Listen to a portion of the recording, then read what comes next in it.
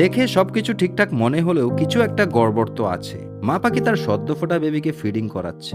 90% মানুষের কাছে স্বাভাবিক মনে হতে পারে, কিন্তু আমি দেখছি অন্য কিছু। আমার সাদা সুন্দরী এইবার তৃতীয়বারের মতো মা হয়েছে। প্রথম দুইবার খুব ভালোভাবেই হ্যান্ডেল করতে পেরেছিল, প্রত্যেকবারই 5টা করে বেবি তুলতে পেরেছে। এইবারও পূর্বের মতো 5টা ডিম পেরেছে, সেখান থেকে একটি ডিম ফুটে বেবি হয়েছে। প্রথমেই বলেছিলাম গড়বড় আছে, দেখেন বেবিটাকে খাওয়াচ্ছে, মা পাখির মুখে বেবি মিল্ক তৈরি হচ্ছে না, অর্থাৎ সদ্য ফোটা বেবিকে মা পাখি আস্ত দানা খাইয়ে দিচ্ছে, যেটাকে মা পাখি মুখ দিয়ে চিবিয়ে নরম ফ্লুইডি করে খাওয়ানোর কথা ছিল, কিন্তু সেটা হচ্ছে না। এটা কি মা পাখির দোষ নাকি মা পাখির ফিটনেসের ঘাটতি রয়েছে? এটা যারা অভিজ্ঞ আছেন তারা অবশ্যই বুঝতে পেরেছেন। এইভাবে ফিডিং করালে সদ্য ফোটা বেবিগুলো ডিহাইড্রেট হয়ে মারা যাওয়ার একটা সম্ভাবনা থাকে। এই জন্যই অনেক বেবি পাখি ডিম থেকে ফোটার পরেই আর টিকে না। এইবার রেজাল্ট যাই হোক, নেক্সট টাইম আমি সাদা সুন্দরীকে দিয়ে অন্তত 5 থেকে 6 মাস ব্রিড করাবো।